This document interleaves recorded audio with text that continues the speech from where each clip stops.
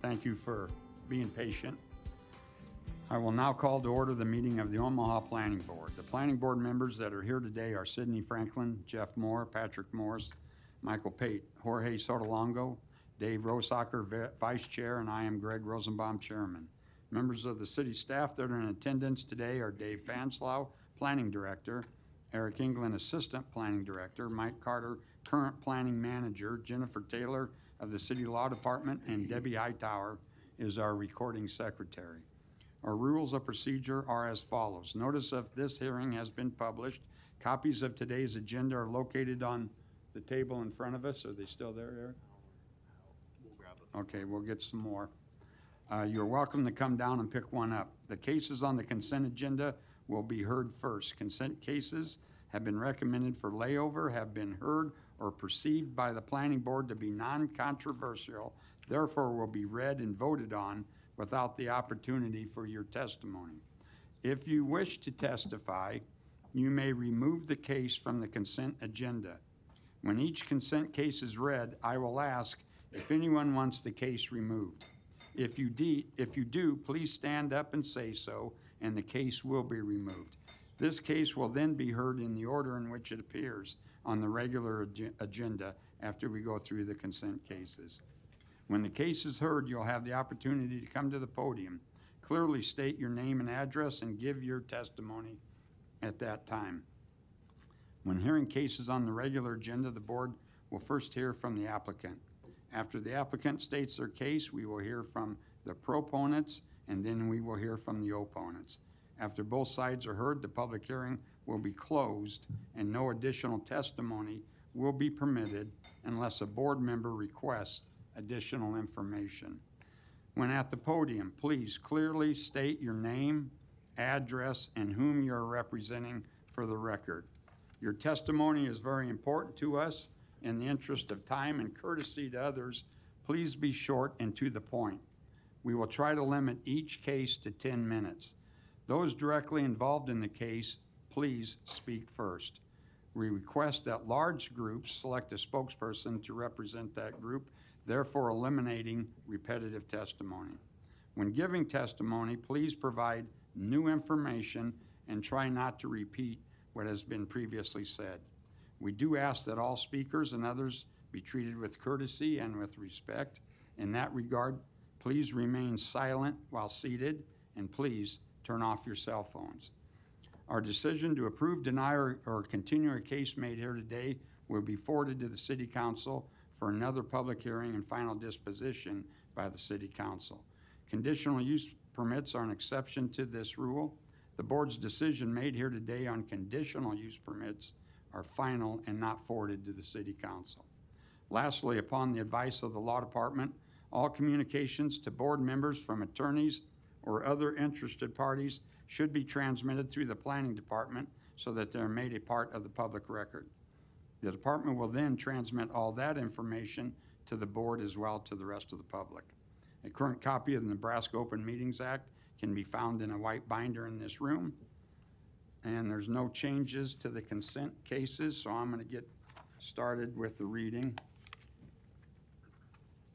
There's 22 of them, so it's going to take a little bit here to get through them. Agenda item number 2, case C12-22-61, applicant John Alexander. It is on for layover. Request preliminary and final plat approval of Sycamore Farms, a minor plat outside city limits with a waiver to section 5399 sidewalks. This was laid over from the March meeting. Location, northeast of River Road Drive and Dodge Street. Anyone wish to have this removed? Okay, seeing none. Agenda item number 3, case C12-22-244. Applicant Sean Negus. It is Ponca Trails LLC. It is on for layover. Request preliminary plat approval of Ponca Trails, a subdivision outside city limits with a waiver to section 5382G pavement width, 5399 sidewalks, 5382B cul-de-sac length, 5393 street surfacing to allow asphalt pavement and to waive installation of curb and gutter, 5396 storm sewers, and 53.910 streetscape standards to reduce street lighting standards. This was laid over from the September meeting, location 14222 Calhoun Road. Anyone wish to have this removed? Okay, seeing none. Agenda item number 4, case C8-22-72, applicant John Alexander. It is on for layover request, approval of a special use permit to allow a campground in the AG. Property is located within the floodway overlay district. This was also laid over from our March meeting. Location, northeast of River Road and Dodge Street. Anyone wish to have this removed? Okay, seeing none. Agenda item number 5, case C8-22-255, C7-22-259. Applicant Sean Negus, Ponca Trails LLC, on for layover request. Approval of a special use permit to allow development located within the North Hills Environmental Resource Overlay District, along with approval of a major amendment to presumed conditional use permit pursuant to section 55-883Q to allow a stable in the DR district. This was laid over from the September meeting. Location 14222 Calhoun Road. Anyone wish to have this removed? Okay, seeing none.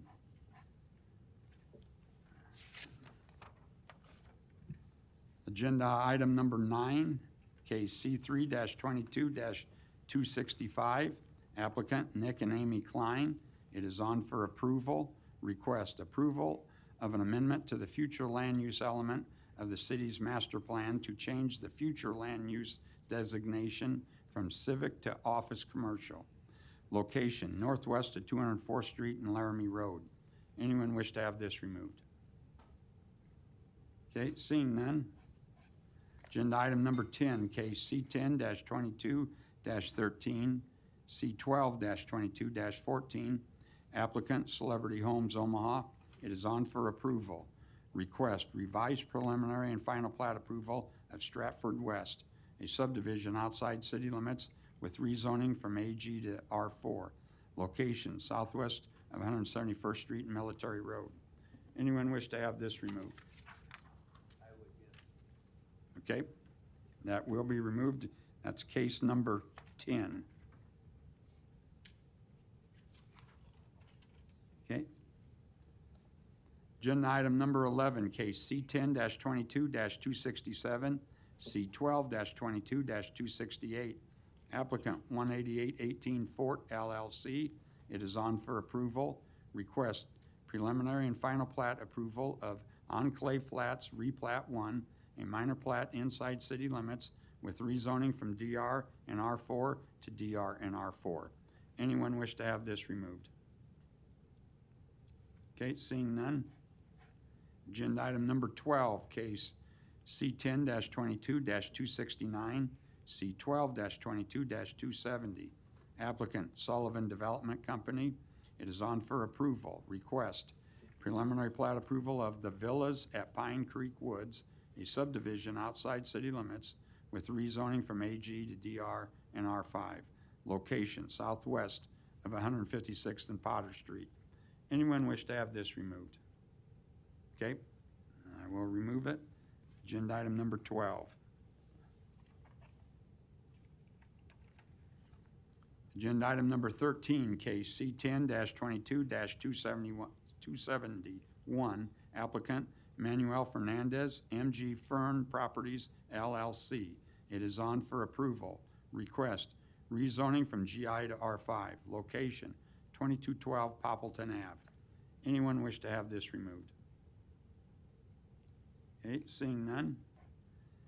Agenda item number 14, case C10-22-272. Applicant John Schmidt, the Historic Florentine LLC. It is on for approval. Request approval of the repeal of the ACI Area of Civic Importance Overlay District. Location 907 South 25th Street. Anyone wish to have this removed? Okay, seeing none. Agenda item number 15, case C10-96-45, applicant John Dosler, It is on for, John Dosler, High V. It is on for approval. Request approval of a major amendment to the mixed-use development agreement for Huntington Park. Location 3410 North 156th Street. Anyone wish to have this removed? Okay, seeing none. Agenda item number 16, case C10-20-45. Applicant Woodsonia North Streams LLC.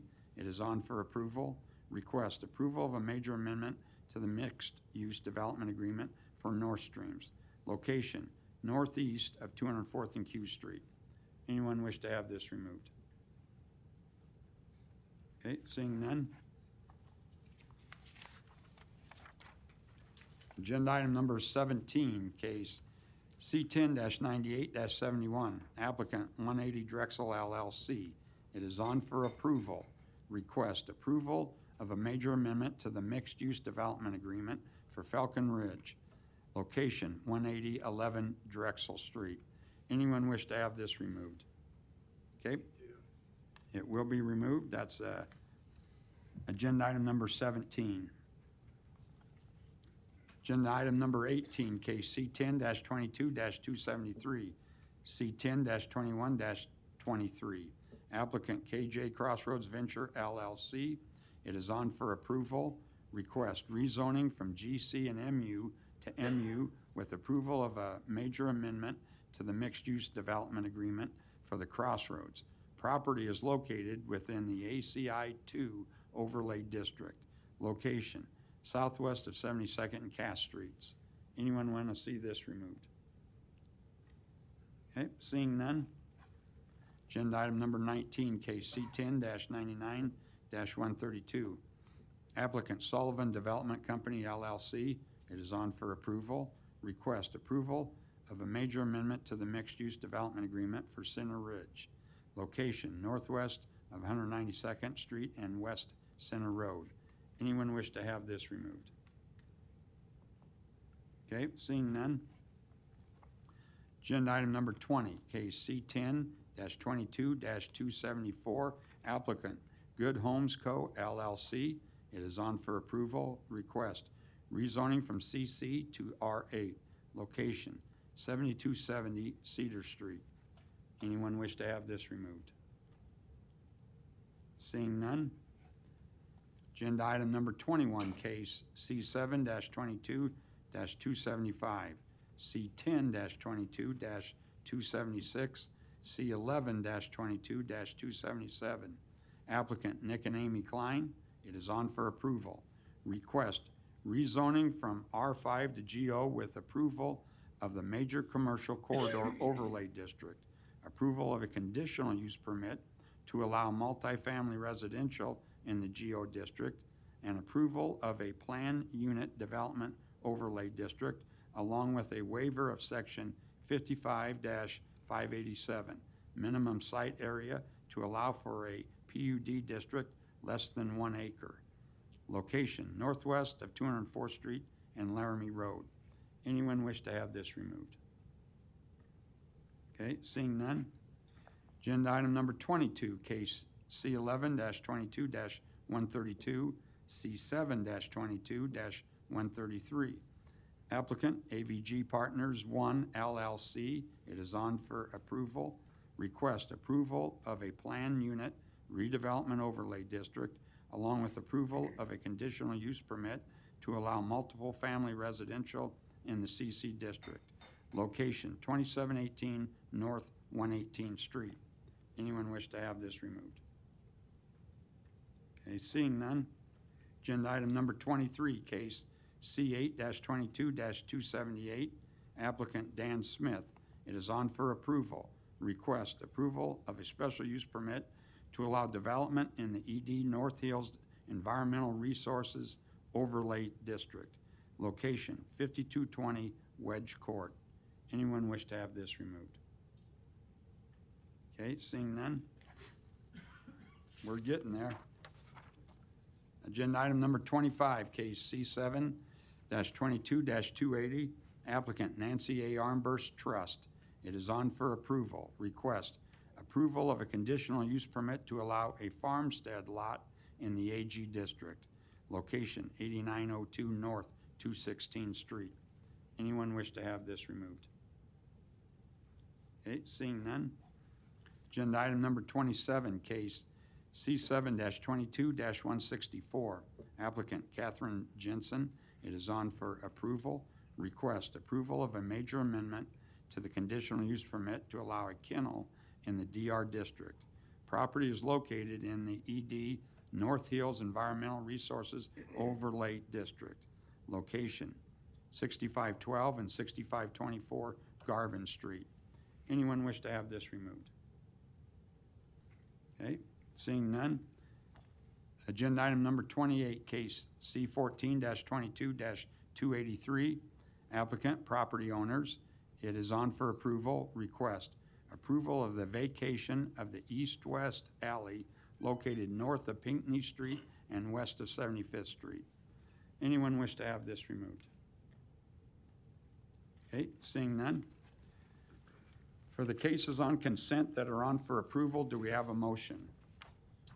Move to approve case numbers 9, 11, 13, 14, 15, 16, 18, 19, 20, 21, 22, 23, 25, 27, and 28.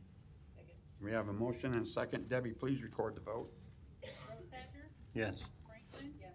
Moore? Yes. Morris? Yes. Pate? Yes. Sotolongo? Yes. Mr. Chair? Yes. Approved 7-0. For the cases on consent for layover, do we have a motion? Motion to lay over 2, 3, 4, and 5. Second. We have a motion and a second. Debbie, please record the vote. Franklin? Yes. Moore? Yes. Morris? Yes. Pate? Yes. Sotolongo? Yes. Rosacker? Yes. Mr. Chair? Yes. Approved 7-0. Okay, thank you, Debbie. Those cases that were on consent, if they were left on consent, they've been voted on. No further action on those cases will be taken today. If you were here for one of those cases, you are welcome to stay, or you are free to leave. It's up to you.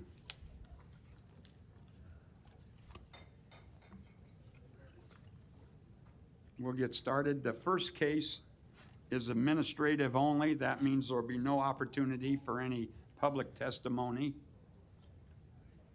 Agenda item number 1, case C10-20-86, C12-20-87. Applicant Charleston Homes LLC.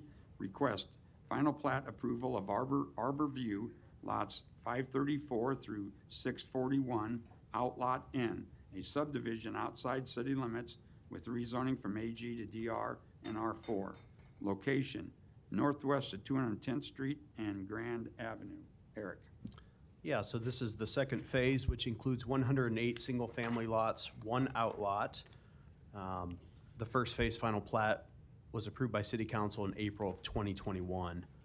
Just one comment to make. The recording of this final plat and/or the issuance of building or plumbing permits will be withheld until the construction of the new interceptor sewer, which serves this subdivision, is completed. With that being said, staff recommends approval of the rezoning from AG to DR and R4, approval of the final plat subject to the 4 conditions in the report prior to City Council. Any comments or questions? Do we have a motion? I move approval of the rezoning from AG to DR and R4 and approval of the final plat subject to addressing the 4 conditions outlined in the recommendation report prior to forwarding the request onto City Council for final action. Second. Okay, we have a motion and a second. Debbie, please record the vote. Moore? Yes. Morris? Yes. Pate? Yes. Sotolongo? Yes. Rosacker? Yes. Franklin? Yes. Mr. Chair? Yes. Approved 7-0.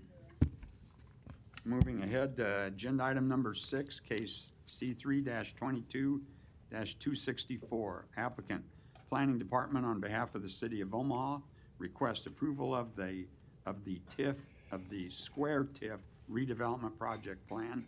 Location 3001 Leavenworth Street. And Don, you're up. Thank you. Yeah, Bet. Don Seaton, City Planning Department. The Square apartments are located at 30th and Leavenworth. There are 4 parcels in this project. They're being combined into one for the construction of a new 4-story apartment building with 73 market rate apartments. The 4 lots, looking at this oblique aerial that looks to the southeast, are mostly vacant. There's one building that will be raised. It's presently occupied by a tattoo parlor. Again, this is 73 market rate apartments, 4 stories. It will have about 131 parking stalls. 51 of those will be located inside the structure. We have some elevations. The developer is MRES Square Owner, LLC. It's managed by Adam Kirschenbaum. The total project investment in the neighborhood is about $18.1 million. They are requesting $1,835,438 in TIF program support. Note that this project is also in the influence area of the Urban Core Housing and Mobility Plan. That means that a portion of the new excess ad valorem tax revenues, the TIF revenues that are generated by the increment, a portion of those will go to the streetcar system. This project is also located in a designated extremely blighted area, an EBA. That means that the project that we're looking at a 20-year term for the TIF for this project. This project meets the required criteria of the TIF program and has been approved by the TIF committee. It's an appropriate land use for the area, complies with the goals of the city's master plan, and we ask for your approval. Thank you, Don. Any other proponents? Thank you, Mr. Chair, board members. Bob Griffith, Sloan Kim Jobin, and Johnson Beller here on behalf of the applicant, 11440 West Center Road. Thank you, Don, for laying out the project. Great job as always. We appreciate your help in this. I don't have a whole lot to add as far as the details of the TIF. I did want to show a couple images of the current status of the site just so you have an idea kind of what it looks like as is today. The tattoo parlor Don mentioned, they have relocated, so it's currently vacant. I also wanted to mention the project incorporates a little over $270,000 worth of public improvements. So that's another great aspect of the project that will remove an obvious blight in the neighborhood. So if you have any other further questions, we're happy to answer them. Thank you, Bob. Any other proponents? Okay, seeing none, are there any opponents? No, okay. Seeing none, I'll close public hearing. Additional comments, questions from the board? Eric, did you want to add anything? The board had previously voted on platting and rezoning of the property. Staff recommends approval. Okay, do we have a motion? Motion to approve. We have a motion and a second. Debbie, please record the vote. Morris? Yes. Hay? Yes. Solongo? Yes. Rosacker? Yes. Franklin? Yes. Moore? Yes. Mr. Chair? Yes. Approved 7-0. Thanks, Robert. Agenda item number 7, case C3-22-199. Applicant, Planning Department on behalf of the City of Omaha, request approval of the Greenwood Building TIF redevelopment project plan, location 3819 North 24th Street. And Don, you're up again. Yes, good afternoon. Don Seaton, City Planning Department. The Greenwood Building is at 3819 North 24th Street. It's a long vacant brick historic building, has been owned by the city. The city is relinquishing ownership. It's a building that's also known as the Native Omaha Club. It's about 7,250 square feet in area. This building is going to see a comprehensive rehabilitation. There will also be a 600 square foot addition added to the back of the building, which will allow for an expanded commercial kitchen. Commercial kitchen will be on the main level. There will be 3 apartment units upstairs with their rents priced with a goal of affordability in mind. Project has a $1 million grant from the Sherwood Foundation and is also receiving city CDBG funds. So the city's kind of a partner in this project. The developer is NOC Redevelopment Group, LLC. It's managed by Kyle Keith and Katrina Adams. They're Spark Academy graduates. Let me maybe also put up a rendering of what the final building will look like when completed. Total project investment in this North Omaha site is $2,188,000. They're requesting $203,000 in TIF program support. I would note that this building is also located in a designated extremely blighted area where it meets the program criteria for the 20-year TIF term. It's an appropriate land use for the area, complies with the city's master plan goals. We ask for your approval. Thank you, Don. Any other proponents wishing to speak? Good afternoon to the board and the chairman. I just want to come up again, say thank you for considering this application for Need TIF. your name and address. Kyle Keith, 2210 West Street, Omaha, Nebraska. I was so excited. Sorry about that, guys. That's all right. It's been a long process, but it's been a worth it process. As you guys can, as Don said before, it's been a long vacant building. Has a historical significance for our community, as you guys know. And we're very excited to be able to put this building to use for the community and spur more development in the area. I'm here for any kind of question you guys might have. I appreciate your consideration. Hey, Kyle. Okay, thank you.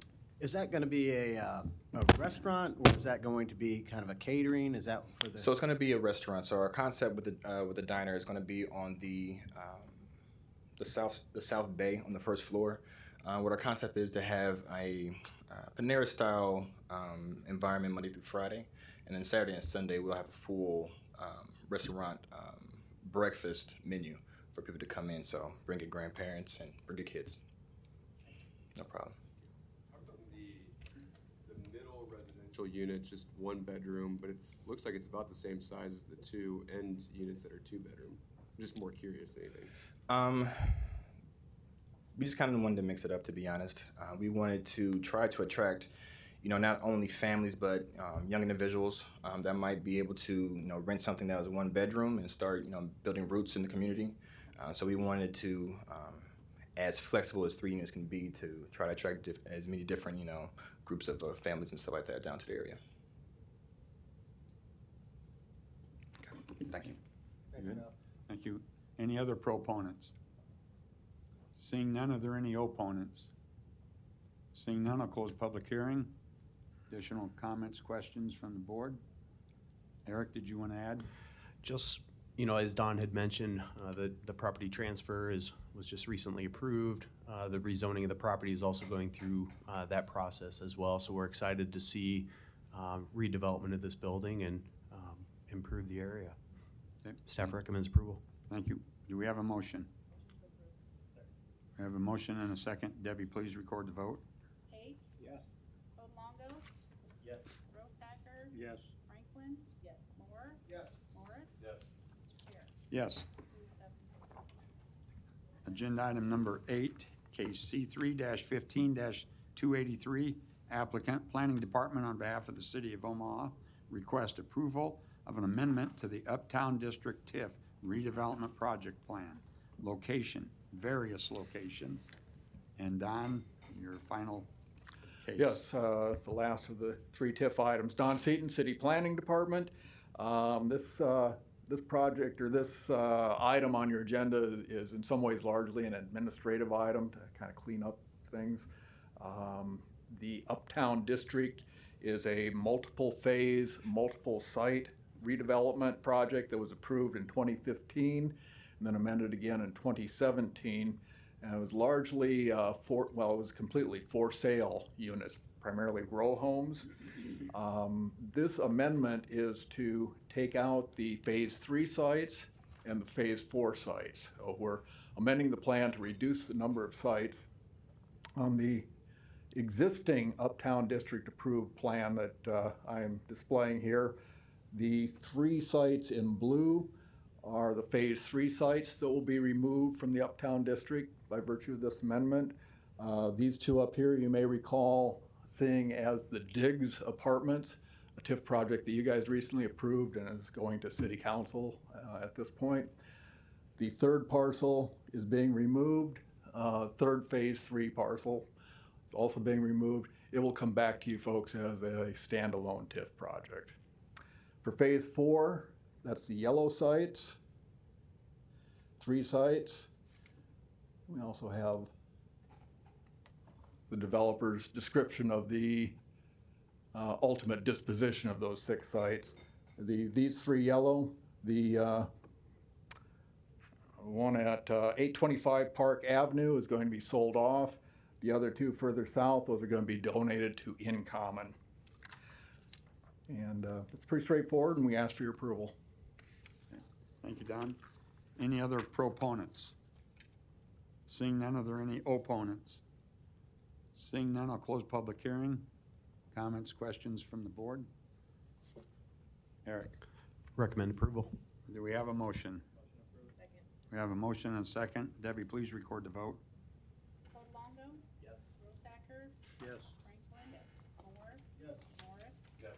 Pate? Yes. Mr. Chair? Yes. Approved 7-0. Thank Okay, you. we'll go on to agenda item number 10, which was on for consent. It was moved off. It's case C10-22-13, C12-22-14. Applicant, Celebrity Homes Omaha.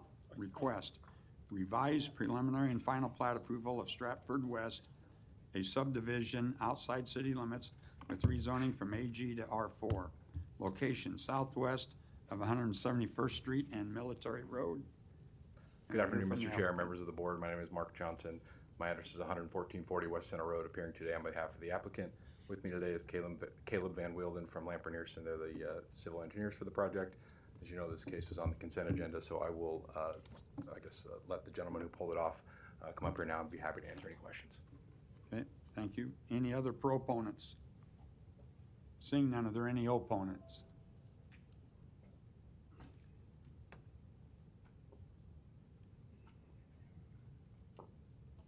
And we'll need your name and address, sir, please. Yes. Tom Lauritsen, 17306 Military Road, Bennington, Nebraska 68007. I live directly across from the property. I was here at the city council when the original plat was approved. Thought at that time there was more than enough lots. If you're familiar with the area, there's a new junior high and a new grade school relatively close. Traffic has increased substantially. It's my understanding, I tried to call the person on this letter that I got, he was out of town, but when I called the city planning, it's my understanding that they just added 16 lots to their original plat, and I'm wondering what the necessity for another 16 lots would be. Bennington School District right now is certainly trying to adjust to the growth in the area. Hopefully we will pass another bond issue in November. There'll be a high school built probably 6 blocks west of where I live, but I guess I'm questioning what's the need for another 16 lots? Just more money?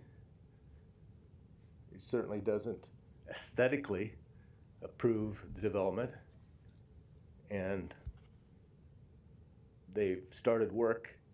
I've been eating their dust for the last 40 days, 7 o'clock in the morning till 5:30 at night. At what point is enough enough? How much money do they need to make? What's the reason for the additional 16 lots? I don't know.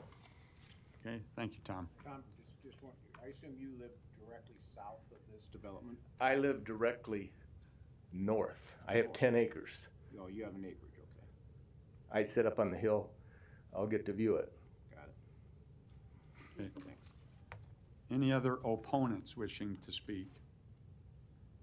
Seeing none, I'll close the public hearing. Mark, did you want to come up and address Tom's issues? You bet. With the additional lots and the dust, please? I'll yield the floor to Caleb for that one. Okay. I can muddle my way through and pretend, but I think he'll give you a All more right. technical answer. Again, Mark Johnson, 11440 West Center Road. I'm going to put up the preliminary plat here so everyone can see the difference between the preliminary plat that was approved or recommended for approval by the planning board in January of this year. My eyes aren't as good as they once were here. So you can see that's the original preliminary plat.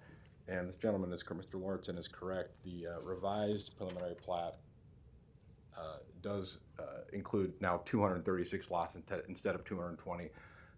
And that's for a couple of reasons. One, we added these, I have a pointer here, these 5 lots here on the east side of 171st Street.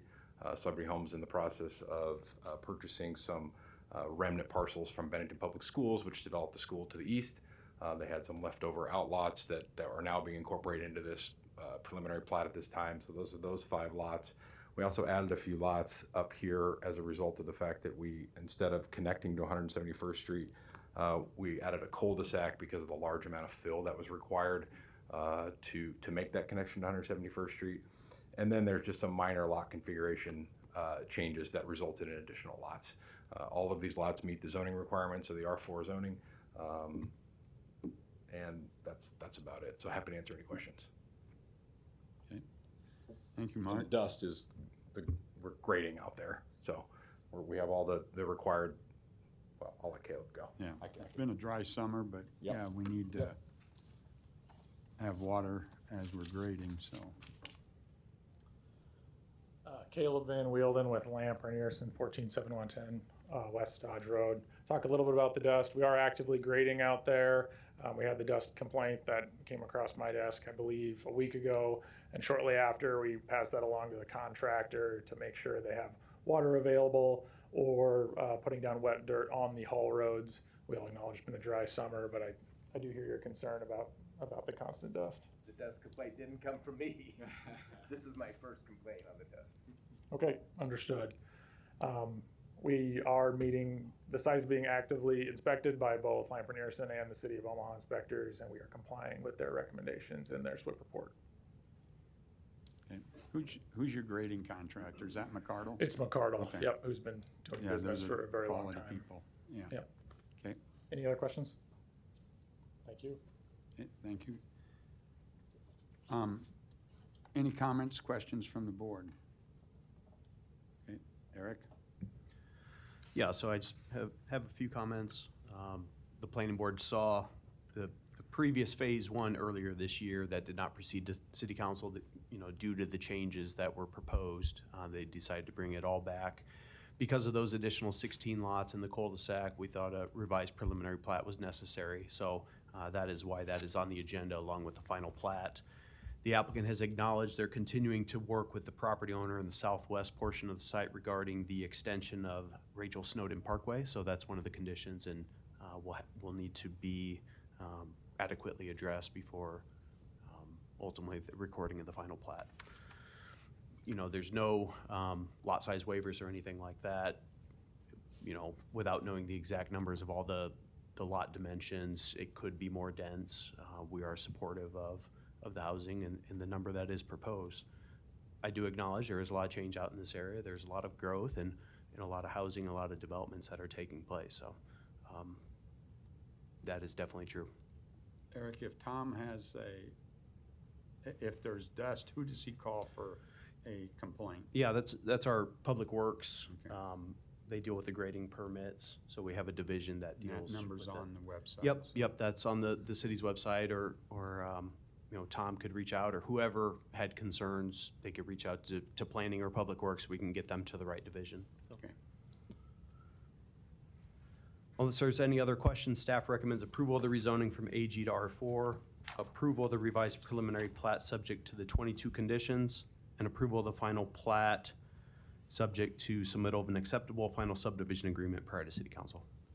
Do we have a motion? Motion for approval of the rezoning from AG to R4, approval of the preliminary plat subject to the 22 conditions in the recommendation report, and approval of the final plat subject to the conditions of preliminary plat approval prior to forwarding to city council.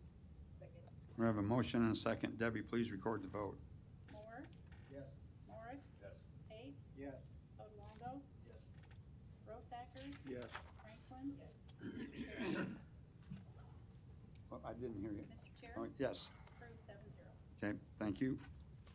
Agenda item number 12, that was on consent for approval, taken off. It's case C10-22-269, C12-22-270. Applicant Sullivan Development Company request preliminary plat approval of the villas at Pine Creek Woods, a subdivision outside city limits with rezoning from AG to DR and R5. Location, southwest of 156th and Potter Streets. Do we have the applicant? Here. Is the applicant? Okay. I don't want to kick him out. Yeah, that's all right. We'll go first. Oh, He'll, okay. Sorry, guys. We haven't done this before. No, you were good. Don't worry. They were gonna about make my job really easy. it. Yeah, We'll you be can wa- our job. yeah, just have a seat in the front row and you'll be up in a minute here. Brent Beller, 11440 West Center Road. On behalf of the applicant, Sullivan Development Company, with me today is Charlie Sullivan, the developer, along with Kyle Hasse with E&A. They're in charge of our civil and site layout on this project. Real quick, I know this was on consent agenda, but I do want to go over what we're actually doing out here. If this turns on, there we go. Okay, so north this is 156. To the north of us is State Street. To the south of us is Ida. This is the new OPS school that recently opened. This is the 12-acre tract that we're in the process of developing. So the initial ask of you right now is the preliminary plat. To the north of us is the Pine Creek subdivision. Actually, to the west of us too is actually the same subdivision, Pine Creek. This site is set for a long time. Single family is currently there. They now have listed their property. Mr. Sullivan was able to get that under contract, so that's why we're before you today. So what's being proposed is same direction, north, west, southeast, is 40 sort of single family, 3-bedroom, market rate townhomes. I think what you'll see, especially with the economy and everything else we're living in these days, is more of these for rental units in a new subdivision will be coming online. We see a lot of that in what we're doing right now, only because with interest rates going up, first-time home buyers, families alike, and retirees, they want a product like this. So 40 of these townhomes type developments. As you can see, we're going to tie into Potter Street. This will be our main exit. There'll be no entrance onto 156th Street. This will be a private drive. There will be an HOA that maintains all the yards, the snow removal, all that sort of good stuff. And then, of course, there's going to be street connections. So currently, this street right here off of Craig Ave is stubbed. We will have that connectivity, which obviously Public Works and you all know that we support that. In the development community, we go along with the city staff's recommendation for connectivity. This road is actually paved. But there's a dead end right here. So OPS actually paved this road. This lot, you heard this in the last matter as well, this lot was actually for sale. So we had a public neighborhood meeting last week, and one of the criticisms that we did receive was actually we had some proposed plans for this lot. Some of the neighbors, just because of backyards and townhomes, they didn't like that, so we took that off. It was good for us, but we don't have to do that to make this work. The other thing that's important for this particular site is just the tree canopy. So to make this connection, this is a waterway. So we have a 3:1+20 setback in here. It's a pretty steep grade though as you come down to that bank, and so the connectivity here requires a little bit of removal of these trees. And so one of the things that all developers have to comply with is the tree mitigation study that the city requires. So there is some trees being removed here. But then in conjunction therewith, and that's, by the way, that's because we have to elevate that roadway a little bit. There's a slope that has to come in so those trees come out. Wish we didn't have to do that, but we do. But there's 76 new trees being planted that will back all these areas by the rear entries of those homes. So again, we have to comply with that. That's a city requirement. We'll do that. And then real quick, just to give you an idea of what Mr. Sullivan's actually proposing here, these are some general schematics of what these units will look like. So these are high-end, nice type products that people can feel proud about being there. Again, it offers a new entry-level product for folks or retirees or somebody that just doesn't want to do yard maintenance. And so this is the front entry. These will all have 2 garages, 3 bedrooms. And then in the rear, nice walkout, individual patios. So kind of a really cool product. This property is sat, it's been a single family residential, acreage for years. And so this is a good reuse of it. The town-owned concept is something, again, I think you're going to see more and more of, especially in this interest rate climate. So with that, we're here for any questions. HOA is going to take care of all maintenance? Yes. Okay. I don't think there's anything they're not taking care of. Okay. Okay, just so I understand that lot on the curved street there that you were talking to This one? Yes. Yep. Where's that lot go? So that's an OPS lot. We don't own it. We were going to try and buy it and develop it. All right. But again, listening to neighborhood, this is why you do the neighborhood meetings. There was some sensitivity about that, so we scrapped it. All right. I misunderstood you, so, okay. Okay, thank you. Sure. Any other questions? All right, thank you. Any other proponents wishing to speak? Kyle Hazy with ENA Consulting Group, 10909 Mill Valley Road.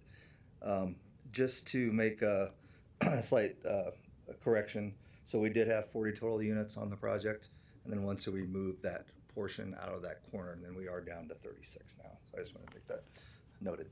Okay, thank you. Any other proponents? Seeing none, are there any opponents? Now, sir, you can come up. My name is Philip Phillips, and for the benefit of those who just heard that, it really is Philip Phillips. And I live at 16006 Potter Street, and I'm a member of the Board of Directors of the Pine Creek Villa Townhome Association. With me is Rick Stanger. Richard L. Stanger, 7507 North 160th Street in the Pine Valley Villas. And we're not necessarily opponents by any sense of the word. We had a very nice meeting on the 28th of September with Charlie and his engineers and discussed the development. And we reviewed the development plan, and we like it with one exception. There's always got to be that one exception. And that's the connection between the street, why am I blanking? That's all right. Or Stub Street, Hanover Street. Hanover Street. I always want to call it something else. The little Stub Street, Hanover Street, which goes into the OPS property, was extended to the line of the development. Without that Stub Street, the development would still have 2 points of access. And the reason we don't appreciate the Hanover Street entrance is our subdivision essentially is a cul-de-sac. It would bring traffic onto that cul-de-sac, and there's no logical place for it to go. It's neighborhood streets for half a mile, whether you're going to 156th or 168 or Ida or State. Anyone who gets there is lost. And we think that access and emergency access would be taken care of by the 2 other exits, which are onto a street which is more designed for through traffic, which our little subdivision street is not. Yeah, directly behind there are villas, and the majority of people in there are retired, such as myself. And myself. Yes, and so we're looking just to kind of protect our little world is what we're after here. And I guess, like I said, this is not necessarily opponents, but Right. When we had our meeting, I think Charlie said that he would be willing to consider whether that Stubb Street extension was necessary for his development plan. And if it's not necessary, I guess our position is, why do it? It's going to cost him money, and it's going to bring traffic into our neighborhood, so we don't really see any benefit to that. So we're hoping, with Mr. Sullivan's concurrence, that could be removed from the development plan and let the rest of it stand. Just a second, Philip. Yeah. The street you're talking, point to it so I make sure certain. Was that always a Stub Street? It's this dead-ended right here until the Westview High School was constructed. Yep. And then, frankly, it was the city planning department that asked that this little stub, it's a couple hundred feet at most, be constructed to the property line of the OPS school. It doesn't serve the high school. Okay. There's no parking on that. There's That's no the sidewalks. street you're against, that curved street. The stub. Well, the curve street is there, but It's there. Okay. The connection is probably what we object to. The connection to the west. no, the connection between between the subdivision and our area, because that's going to bring 36 townhomes of traffic through residential streets, which were never designed to serve through traffic. Okay. So if it's not needed, we just feel like why build it, and it would be a real negative for us. I thought you were talking about the street going north. Is No, what I thought this you one, were. and Yeah, because that was always a Stub Street there. yeah. Okay. All right. Thank you. Any other questions? Any other? Okay. Any other opponents wishing to speak? Seeing none, close public hearing. You want to come up and give you a chance to Brent Beller, 1140 West Center Road. Can't say that we necessarily disagree, but at the same time, I mean, these connections are not dictated by, these are stub streets. This particular street, though, it's currently there, and OPS paved it. It's common practice in our city for connectivity. Generally speaking, the development community always supports connectivity. And so, yes, this 159th Street is an added cost to us. That will be a public street that we have to dedicate. This culvert over 159th Street to provide this connectivity is probably $250,000, $300,000 to our ledger. So in a perfect world, yeah, we wouldn't do it, but we don't. I mean, this is the world we live in. This is part of development. Connectivity is supported. I know that the city always appreciates connectivity. Our road, I'll say it again, this is actually a privately maintained road. So two things to be important. I mean, not only do we have the cost of this that we have to pay for, the ongoing maintenance of this, we'll have a maintenance agreement with the county to share in that. And again, that's a private expense. The reality is our property line's right here. We can't stop OPS from doing and opening that street. We can't stop the city from doing that. But we will follow the requirements to provide that connectivity. So probably not the answer they wanted to hear, but it is the answer. Right now, that street does not connect anywhere to the OPS property. That's right. It's literally it's stubbed to our property line. So that, to me, that would be the bigger concern, I would think, with high school traffic coming in and out of that, if it were go back. But OPS can do that if They can, and they did. Yeah. I don't know, and I shouldn't speak out of turn. I don't know that they will remove the barriers. So there's fence barriers there right now. And maybe city staff can opine whether or not that has to be open once we provide that connectivity.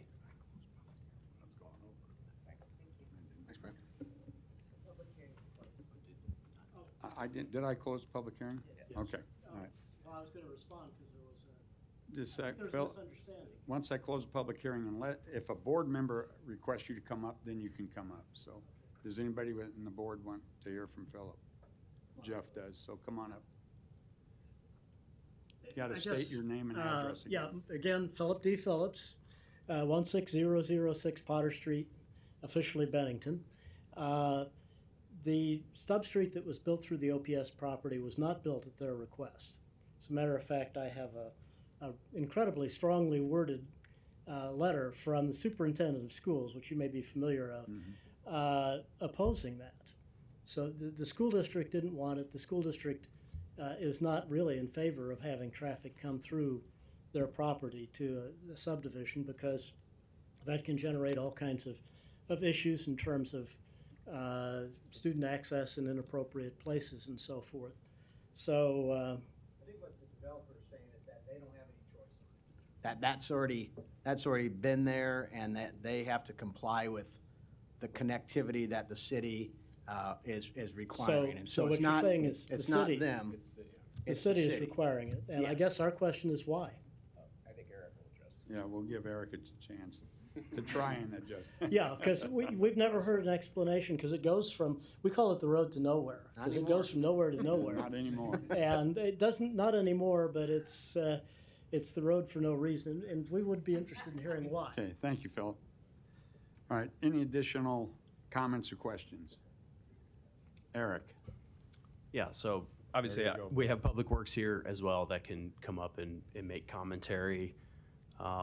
It's extremely important to connect neighborhoods to neighborhoods. We sat here for 5 hours last month talking about traffic and connection and the importance of connecting neighborhoods. If we say, no, just leave that neighborhood alone, we won't connect it to the next neighborhood. Trust me, there are plenty of poor examples at a time probably in the 60s and 70s that we platted in our jurisdiction that have dozens of cul-de-sacs. It has very poor connectivity. It's a nightmare. It's expensive to maintain that road infrastructure. You have to go out of your way if you want to visit a friend that lives perhaps 4 or 5 blocks over. So yes, the street extension that was required of Omaha Public Schools was an extension of a street stub that was put in place in the neighborhood. Just like, so we had 2 street stubs that were always intended to go through. This wasn't just some isolated, oh, we just place those there. It was always intended to connect into a street network. You know, why should, like I said, if somebody lives 4 or 5 blocks away, why should they have to go out to 156th Street, higher speeds? We know that there's more dangerous and more deadly vehicle crashes when you go out to the arterial streets. You're adding air pollution for unnecessary miles when you can just connect to your neighborhood. The addition of 36 townhome units will not have an overall impact on, you know, the street network or the neighborhoods when you look at it. So I guess I would just kind of throw it out there as that summary. I'd invite Ryan Haas from Public Works to come down if he has anything to add. I'll leave that up to him. I don't know if that answered your question, but you know, these neighborhoods were always intended to connect, and it was not a street that was placed to nowhere. As far as the barricading, that is a city street. So it's my understanding that Public Works would go remove those barricades once this development goes through, but I'd have to defer to the language that was in the subdivision agreement with when Omaha Public Schools came in. It looks like Ryan's gonna come down and address that, so.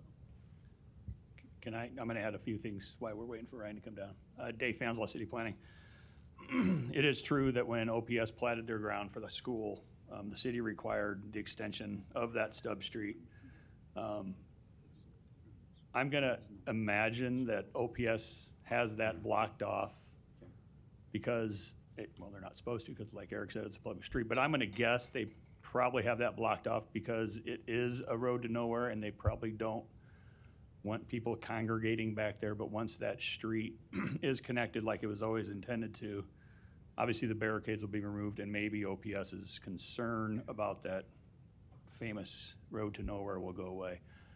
Also keep in mind that you can look at, and the board, you know this, but I want to put on public record, you can look at any subdivision done in the last 20 or 30 years all over our jurisdiction, and you will see a number of these stub streets. And Eric is correct, and Ryan's going to say the same thing, is they were always intended to go somewhere else. We build the city based on a network of streets that interconnect. We have our mile grid.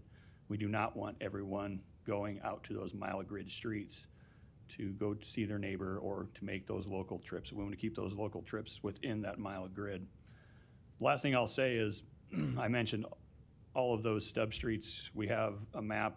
I don't have it with me. There's hundreds of these stub streets all over the place, again, for that connectivity. But think if we quit connecting those and all the public money we've wasted on installing those stub streets, it would be not in the best interest, financial interest of the city, nor would it be in the best connectivity interest of the city and the citizens not to connect those streets.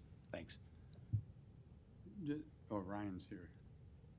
I was gonna make a point, I'll wait for Ryan. Ryan Haas with the Public Works Department. Just want to echo the sentiment of Dave, and Eric did a great job of summarizing the connectivity importance. It is possible, there have been past instances, similar instances, where we had a stub street where the land use took a while to develop. The street pavement happened first, and Douglas County actually went out and barricaded off to try to prevent delinquents. So it's possible they may have been or given approval for that barricading, but certainly once the street connects or the adjacent land use fills in, then those barricades are removed and the street is open for traffic. I was just gonna say that in the time that I've been on the board, 13 years or something, I think we've always voted on the stub streets to be connected into the neighborhoods that they were meant to be connected in. Not always, but I'd say 7 or 8 times out of 10, usually neighborhoods don't like that.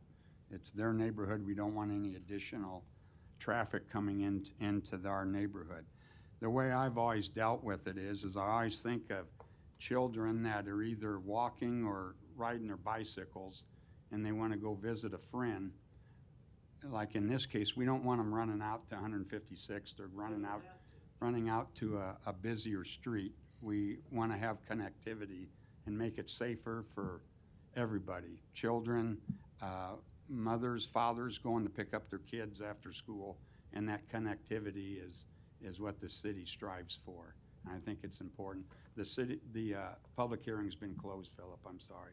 So, Okay, but I'll just point out there have been Philip, no factors indicated here. you're not and allowed to that's say anything more, so. Okay, any other comments, questions from the board? Okay, did you want to add anything, Just Eric? the recommendation, staff recommends approval of the rezoning from AG to DR and R5, approval of the preliminary plat subject to the 15 conditions. Okay, do we have a motion? I'll move approval of the rezoning from AG to DR and R5 and approval of the preliminary plat subject to the 15 conditions outlined in the recommendation. Second. Okay, we have a motion and a second. Debbie, please record the vote. Morris, Yes. Pate, Yes. Sodolongo, Rosacker, Yes. Franklin, Moore, Mr. Chair. Yes. Approved 7-0. Moving on, agenda item number 17, case C10-98-71. Applicant 180 Drexel LLC. This was on consent for approval. It was pulled off. Request approval of a major amendment to the mixed-use development agreement for Falcon Ridge. Location 18011 Drexel Street. Is the applicant here? Okay, come on down. Good afternoon. My name is Amy Cizek. It's AIMEECIZEK. I'm an attorney at McGill Gottsteiner Law Firm, and I'm here on behalf of the applicant, 180 Drexel LLC, owned by Rob Woodling, who would typically be here and usually represents himself at these things, but he was not able to make it today. So I am here on his behalf. I also have the engineer in case anyone has any questions. We have a bit of a time constraint with. Could you put your microphone just a little further? Sure. We have a bit of a time constraint with our engineer, so because this is on the consent agenda, I'm going to step aside and let the neighbors voice their concerns, and then if the engineer can address those, I'll let him do that, and then I'll come back and address any other questions. Okay. Thank you, Amy. Are there any other proponents that wish to speak right now? Seeing none, I'll open it up to the opponents.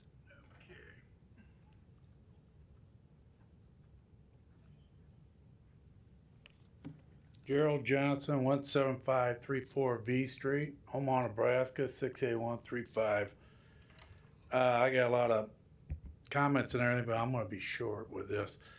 I just think that what they're proposing next to the middle school there, Reader, it's just going to be too much traffic in the area. I have my personal views about multiplex and everything else, but I am not going to go into that at this time.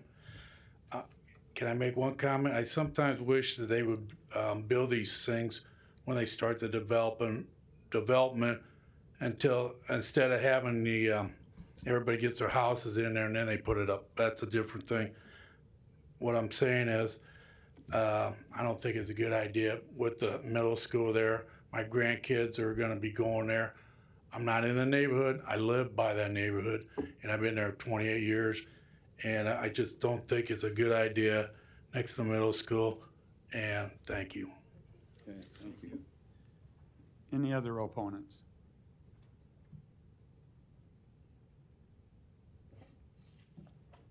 Good afternoon.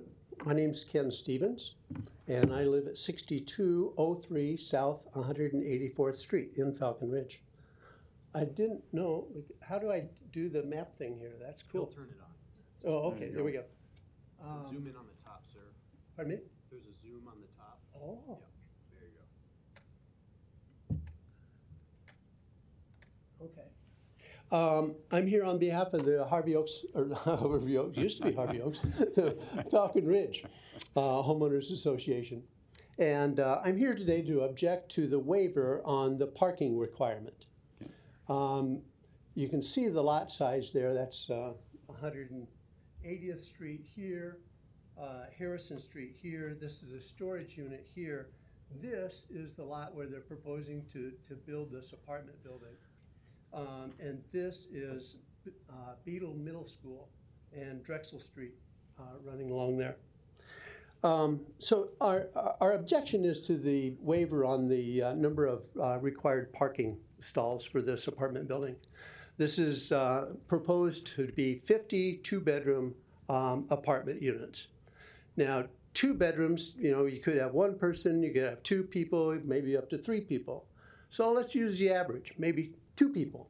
So 2 times 50, simple math, that's 100 people, 100 possible parking stalls. The waiver is to reduce the required number from 100 to 57.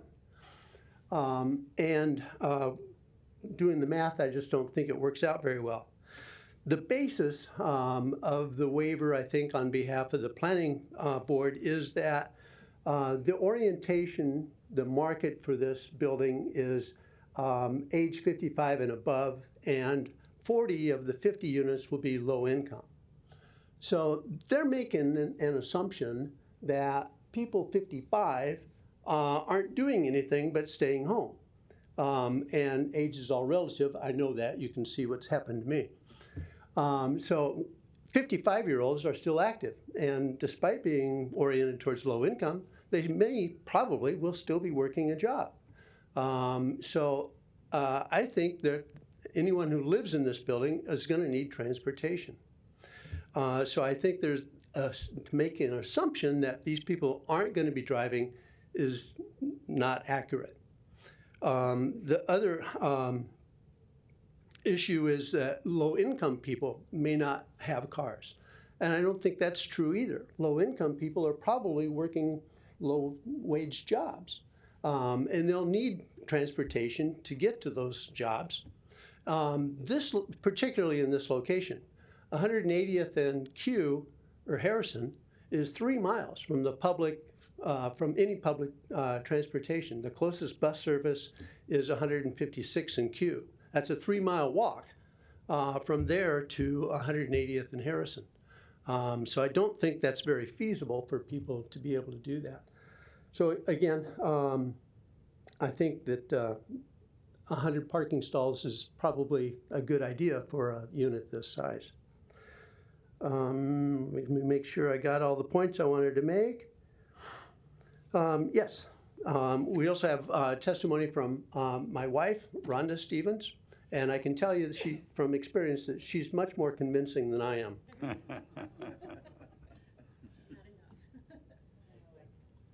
you. Okay, I'm Rhonda Stevens. I also live at 6203 South 184th Street. Thank you for what you guys do. I don't always agree with you, but I appreciate that you're here working on these kinds of issues. My concerns are about parking and safety with this development. As Ken points out, they're probably not planning for adequate parking. And yeah, your thing is still up here. This being Beetle Middle School, traffic generally flows in and comes out behind the school. And on this section of Drexel, there is no parking on either side of the street. And traffic coming out of this development would go down Drexel. Parking is limited to one side of the street. So I'm concerned about overflow parking on that section of the street. It will be very congested during school drop-off and pickup times. It gives me a lot of concerns for people who do live here to have to walk down this hill in the wintertime to cars that would be some distance from them, since they can't park immediately next to the buildings, even if without parking spaces available. By the way, I don't see any allowance in particular for staff or visitor parking in the plans either. I don't know that for sure, but I'm not noticing that, or handicap stalls are probably included. One of the big concerns, if you know junior high kids, when they're out of school and running around this area, they're darting in and out of these cars all the time anyway. People will have to go this way down the street and then loop back up around to really access a light to conveniently leave the area. So I'm concerned about some traffic congestion all around this area. I believe the school district is also looking into some traffic issues. The biggest concern of all is for emergency vehicles, both for older people living in that kind of development, but in particular for the school. These days we really do have to be concerned about, can emergency vehicles access that building should that ever come up? I think a lot needs to be considered about the parking. Otherwise, I don't think generally people in our neighborhood at all object to this kind of development, where we welcome this kind of scattered site housing. I know that's an old term. So that part of it's not so much of an issue for most of us. It's safety and consideration for congestion for residents and students there. I'm no longer a mother, but if I was a mother having to drop off my kids there and sometimes also at the grade school nearby, to add to that congestion, which is already awful, I would be mad at you if you approved that without more parking. I'm a grandfather, and one of my grandsons used to attend Beetle, and I had to go through class with my wife to know how I was supposed to come in and out. Well, you know, of everything yeah. there. But yeah, it does get congested. I was just there on a pickup. When the students are released, it's a little congested. What's that like the rest of the day? Much of the rest. In the morning when the drop off, but drop off is the worst nightmare of all. During the rest of the day and during summertime, not so bad. But you would still be having people spill over into parking quite a ways from where they're living. And it's a hill. This area is a hill. So if you're an older person and you have to park down that hill and walk several blocks up the hill to get back into your apartment, that's, we don't need glamour land and covered parking and all that, but to have a parking space convenient to where you're living as a senior citizen, I would think would be pretty crucial. Rhonda, did I hear you right? Did you say on Drexel there's no parking on one side of the street or both sides of the street? What did you say? I can read the map right. It's no parking on the north side. On the north side, okay. And in one section, it's no parking on either side, up closer to the school, until you get to this driveway. Here, it's no parking either side in that stretch. So it's all going downhill from that, where people would have to flow out to park on just one side of the street. And there's signs, no parking signs on both sides of the street on that stretch? On this stretch, there are signs with the arrows going both ways, no parking. Okay. And that's really congested there. Okay. And it's very congested on the other side. If we add a whole row of cars parked down that street, I worry about students running in and out. We're looking at a safety issue, in addition to the convenience issue for residents. And it's our residents that are going to be dropping off those kids. Right. Okay. Anything else? Thank you. Rhonda. Any other opponents wishing to speak? Seeing none, I'll close the public hearing. Your engineer, Amy, were you coming up, or your engineer, or either one? Whoever's going to address the parking issue and traffic issue. Sure. Hello, Dustin Shropshire, RW Engineering and Surveying, 7525 North 101st Street here in Omaha. All valid questions for a development such as this. And I wanted to touch just on a few of these. As far as the traffic and the parking goes, that seems to be the biggest concern for this development. In the past, the developer has done a number of these types of apartment complexes that are age restricted, catering to that senior community. And what he's seen is that when he complies with the parking requirements, there is a whole sea of concrete out there that increases the imperviousness of the site and really becomes unusable. At this development particularly, we had some conversations with the city about what on-street parking might look like, and through those conversations, the city signaled that maybe it would be better to keep that parking on the site itself. As far as the safety aspect goes for that parking lot, we have incorporated the T-style fire truck turnaround in there. That's going to allow for the fire trucks to get into the lot, be able to maneuver, turn around, and get back out should there be some sort of emergency. As well, access from Drexel Street would also be within the hose length requirements with the fire department. So from those points, we felt we had addressed the parking, but really the reduction in parking comes from the age of the residents that are there. Fixed income or low income sometimes kind of are used synonymously, where a low income person may still be going to work more often or at those peak hours, but we think of this more as a fixed income type of development for folks. So we are meeting the requirements otherwise, with the exception of that parking, and that was really just spurred by the age of the residents, and typically there are not multiple people living in one unit. If there are, they're sharing one vehicle, and it hasn't been so much of an issue yet to this point. As far as the parking requirements go, I think that kind of addresses why we asked for that reduction in parking, in part also due to the configuration of the site, but more so that the fact that the residents would be seniors and not driving quite as often. There are no, being this is a senior facility, there are no specialized senior services that are going to be included in this building. So there's no medical care, there's no need for staff. There would be one part-time on-site like manager, so to speak, but there would be no additional nurses or doctors that would be coming and visiting. It's not an assisted care facility, rather just a community for senior citizens to not have a younger crowd there sharing a wall with them. Okay. Any questions, comments?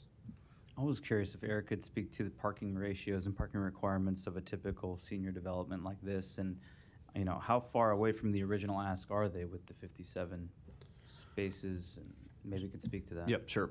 The zoning code does not differentiate whether it's senior living or just regular market rate or low income regarding multifamily. So it's a specific number that's based on the number of bedrooms. So if you have an efficiency apartment unit, that requires one parking stall on site. If you have a 1-bedroom unit, that requires 1.5 stalls. If you have 2 bedrooms or above, it requires 2 parking spaces per unit. So with the 50 unit, all of them being 2-bedroom, the zoning code would typically require 100 on-site parking stalls. What Dustin had said, or perhaps it was Amy, yes, it is very true. Rob Woodling has done multiple projects of senior living throughout all parts of our city, whether it's in East Omaha, whether it's South Omaha. He did one recently, 132nd and Fort, which I think would be comparable to this. You know, that's not a what you would call a typical hub for transportation and busing routes.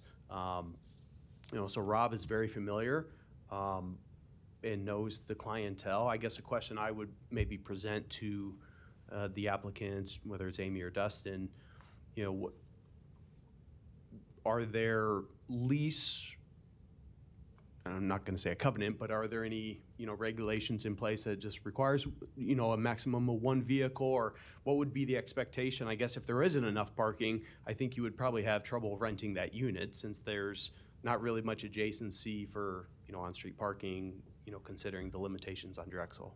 You're exactly right. Through his various entities, Mr. Woodling has done several of these, and I wanted to point those out. We have senior apartments at Hillside Senior Apartments, Northwest Senior Apartments, Millard Senior Apartments, and then on 132nd and Fort, just like you mentioned, senior apartments also being developed. And those also have similar 1-to-1 parking ratio. So he's received a reduction in the parking ratio for the reasons that we just articulated. And in none of those developments has overflow parking been a problem. And again, it's for the reasons that we articulated. The average demographic of a 55 and over housing development is a 75-year-old single female. And even if it is a 2-bedroom, they're living there by themselves. 30% of that demographic doesn't drive or own a car. Again, that supports the argument for a reduction in the parking stalls. And again, because our client has developed several of these, 132nd and Fort is probably the most similar, and he has not had an issue with that, is why he's asking for the 43% reduction. Yeah. Follow up there, sure. So, on those other apartment units that they have, are those on a public transit route? That's a good question. I don't have the answer to that. Because there's no public transportation accessible to this development. Correct. Right. That makes a difference. The other thing too is, what about visitors that come to visit the people that are living there as well? It's my understanding is it's 57 parking stalls total, correct? 57 total, right? So right. If you're full with 50 units, and let's say it's 1.5, cars per unit, right? You're over already, and if you get visitors, it's gonna be a challenge. What was the decision, why was the decision made not to keep with the 100 parking stalls? What was that based on? Just based on the data and the experience that my client has already had. The opponent spoke about assumptions. Well, we're not making assumptions with this project because my client has developed at least 4 similar projects with a reduced parking But you ratio. are making an assumption. You're assuming that people that are living there, some of them don't drive. But if they don't drive, they have to get from point A to point B somehow, some way, right? And most of the time, it's probably gonna be public transportation. And we There is don't none. know about the point Mike asked earlier, if the other ones that you cited have public transportation to them. Yeah, it's a good question. I mean, there's one in Millard, Northwest, and Hillside, and I can't tell you the addresses or the public transportation access of those developments. Well, I'm familiar with. There's a certain couple assumptions of made in those all developments, of situations. course. I assume they're on bus routes, because they're on a major thoroughfare there. And closer to the core of the city as well. This is a tough deal. Yeah. this is Are where you the- limiting? I think Eric had asked this question, I don't know if it was answered. Will you limit the number of cars that each unit can have? Like, let's say you get to a situation and there's 55 cars in your parking lot every single day. I mean, then what? I think those, Or 65? we haven't got to the stage where we're developing the leases yet, but I think that those issues would have to be addressed in the lease agreement with the tenant, certainly. And one follow-up, I would assume that parking stalls are not designated to specific units. It's just an open parking lot. That's for- my understanding. Wait, but without parking allowed on either side of Drexel, there's no room for overflow parking. Well, I think I think that, and perhaps Ryan has more information on this, I think there's only a segment of Drexel Street that doesn't have the parking on both sides. Well, I When you thought get that- further west, you do Yeah, have parking on one Once you get to side. the top of the street, then it opens up, but that's quite a So- walk. Yeah. Well, Is that so correct? I guess is the concern from the board where the vehicles would go? Sure. Congestion, Okay. you know, as far as maybe drop off and pick up as well. You know, when you've got now, they kind of use 2 lanes on the one way to drop off or go through. Now you've got cars blocking a part of that, and so now you're gonna have, I think, a flow issue. But if you do have a visitor that doesn't have a parking stall at the apartment complex, and they come at a time of school drop-off, which is a short window, I mean, they're just having to park further and just walk themselves. I mean, if it's you a know, it is visitor. a public street network that Sure. does have parking when you go further west. Sure. You know, Yeah, I understand, but I'm not just talking about visitors, I'm talking about if you have 50 units and you have 70 cars. I mean, that, plus visitors. And I don't know, they've done it before, but maybe they are on a route. Maybe they have off-street parking that is on both sides of the street, adjoining or adjacent to their property. I'm not sure without, seeing how they've worked it. Yeah, I'm not concerned about the traffic necessarily. I am concerned that there's not going to be adequate parking on this site, the way just from my lens. That's also what I was saying as The way well. that I see it. And the original plan was 100 parking stalls, and now you're reducing it to 57. You had the 100 in there for a reason. well, no, that's the code requirement. They never proposed that. But again, I'm gonna get back to, if your demographic information is correct with regard to who resides in these types of units, People will want public transportation if they don't, because if they know that there's not public transportation, they're probably not gonna be a tenant here, so they'll have cars. So I think there is a need to increase that parking. I'm not saying to 100 necessarily, but maybe on a 1.5 ratio, which would bring it to what, 75? Well, I would also just ask, were parking waivers sought on the other projects as well? Is this just a typical practice for this type of housing? Because you guys know, as you are experienced, that there are just that many less trips, there are that many less drivers? I can answer the question of the waivers. Yes, there have been previous cases with waivers. I know specifically 132nd and Fort, and I know Rob has received waivers otherwise. Because that ratio for multifamily is applicable to all parts of the city except for CBD and MBD zoning, which is not where these developments are. So Whether it was done through a PUR or whether it was done through the ZBA, most of his sites have had parking waivers. I And can correct say. me if I'm wrong, but the city doesn't hand out parking waivers this significant to just anybody.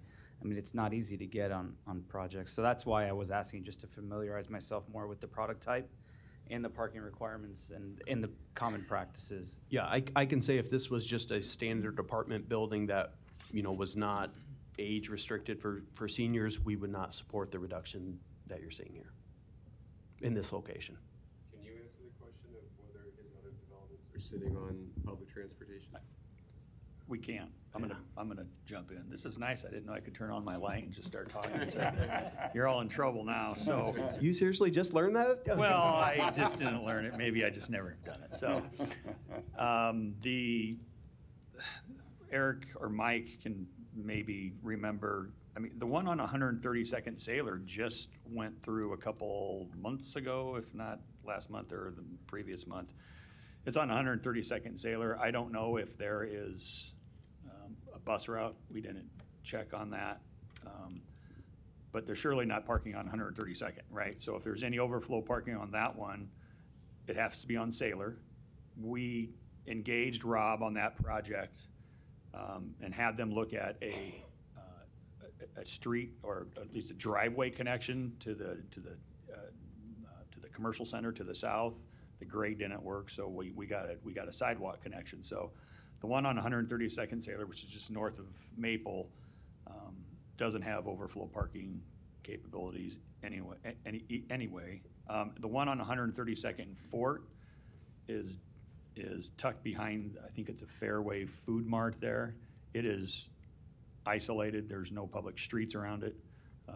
Again, it's east of 132nd Street, north of Fort. It's tucked behind the Fairway Food Mart. There's no chance for on-street parking, so that I don't do Rob's model, but we've seen Rob's model work in the past. There's no opportunity for those folks to park on an adjoining street. So again, Rob's done 3 or 4 or 5 of these around the city. He's proven that he knows his clientele, and he's been pretty successful on placing these in the city. And to my knowledge, we have not received any parking complaints with any of his projects. Yeah, I'll just chime in and thank you for that, but I don't necessarily agree with the assessment of it. Because I drive through my neighborhood, trying to avoid playing bumper car with cars that are parked on the street. If we can avoid having any on-street parking wherever we can, I'm all for that. I know we can't, but it does pose a danger. And the parking, if you're gonna have overflow parking on the streets, there is a little bit of distance between the parking in the development and where they're gonna have to park. Because you can't park until you get past the school on site there. So again, I'm not necessarily saying 100 stalls, but I think you could probably make some sort of an adjustment to the plan where you can increase the parking to at least a 1.5 ratio. Just my opinion on that, to avoid at least some of the concerns that we have. And again, if there's no public transportation and your demographics are correct, people are going to have cars because they can't get anywhere otherwise. And correct me if I'm assessing this wrong, but how do they get from point? And there's storage units to the south, and you got a school to the north, but there's no shopping across the street. But they're not going to cross that busy Harrison Street. That's a disaster. So I do have concerns, as you can tell. I do have legitimate concerns, and I appreciate you raising those concerns. And very familiar with the site, and it's congested just very few times of the day. School hours, right, before and after school. My concern isn't the congestion. If anyone had a concern, and no one raised it here, except the opponents did, as far as the safety of the students and congestion and things like that, we're talking about moving it from 3 commercial office buildings to a 50-unit apartment complex for seniors. I think that our development greatly reduces the congestion and the traffic that you would have with 3 commercial office buildings. You're talking hundreds of employees, and who knows what kind of businesses it would be, but obviously customers and clients. So to that point of the opponents, I think that this development actually is a safer alternative with less congestion. Don't disagree at all with that assessment. Doesn't necessarily mean that we'd approve the office development either, for the same reason. Looking to wrap this up, does everybody have their questions answered or a comment to make? Or are you good? Were you gonna make, go ahead. I think an element of this is like self-regulating because no one's gonna rent if they can't get there and if their family can't get there. So again, I think my concern is not so much the traffic or if somebody has to park far away. I don't think a lot of people are gonna be doing that realistically. I was trying to really more understand if this was a push to get more units and that's all it was, or is this a common practice for this type of development? It seems like there's precedent here that, you know, there is less parking. I am familiar with these other projects too in different parts of the city. And so I'm ultimately probably gonna support this, but I just wanted to understand a little bit further because I do think that 100 to 57 stalls is a sort of a significant jump that I wanted to understand better and maybe give the opponents some comfort in that, you know, this is just what's typically done for these types of developments and that there's no problem. Yes, maybe there was an office here. This is a separate point. It could have been repurposed to be any number of different developments that are not a senior development, which could have actually resulted in a actual negative impact on the neighborhood. And seeing as office is not so hot these days, it could have been anything. I think it's good that it's a senior development ultimately. So that's my comment. Thank you, I appreciate that. I apologize if you thought I was trying to cut you off. I'm sorry. No, it's fine. Okay. I did okay. Yep. Anybody else? Okay. Yeah, so I have some more Go ahead, comments. One of my planners who's watching on the screen indicated that 132nd and Fort and 132nd and Sailor are not specific transit stops. Now, I don't know how far they are away from any potential bus stops, but I just wanted to add that. Last month, the 100... Okay. Thank you. 132nd and Sailor last month, so that was 50 units, 64 parking stalls on that one. So this is slightly less. I don't know about the Fort Street. You know, I think what's maybe getting lost in the conversation a little bit is the affordable housing aspect. Rob is providing 40 of the 50 units at affordable housing. That is something very common that we are hearing. Providing extra parking areas is more expense. That does chip away and makes it difficult when you have affordable housing. So that's going to be a common theme that we'll continue to hear. In fact, when we bring our housing plan to you next month, which we talked about a little bit this morning in the pre-meeting, there's many comments about that within that document and just, you know, recommendations that the city should consider looking at parking ratios. I guess, you know, if there is a visitor that comes, I understand if it's residents and they don't have a permanent place to park, I understand that can be challenging. You know, if it's a visitor, you know, can they walk 1 or 2 blocks? I mean, you go to different parts of the city and sometimes you have to walk 3 or 4 or 5 blocks, you know, when you're visiting somebody. And I'm just throwing that out there for conversations. You know, obviously, you know where the city stands on our support of the waiver of both this site and other ones that we've done for other senior living facilities, which includes Rob's projects, but not just him. It's other developers as well. So I guess I just wanted to add those comments to consider. So I'll read our recommendation. You already have it, of course, but staff recommends approval of the major amendment to the Falcon Ridge Mixed-Use Development Agreement, subject to submittal of 5 acceptable signed copies of the amendment prior to City Council. Okay, do we have a motion? Motion to approve the major amendment to the Falcon Ridge Mixed-Use Development Agreement, subject to submittal of 5 acceptable signed copies of the amendment prior to forwarding the request to City Council. Second. We have a motion and a second. Debbie, please record the vote. Pate? No. Sotolongo? Yes. Rosacker? Yes. Franklin? Yes. Moore? Yes. Morris? Yes. Mr. Chair? No. Approved 5-2.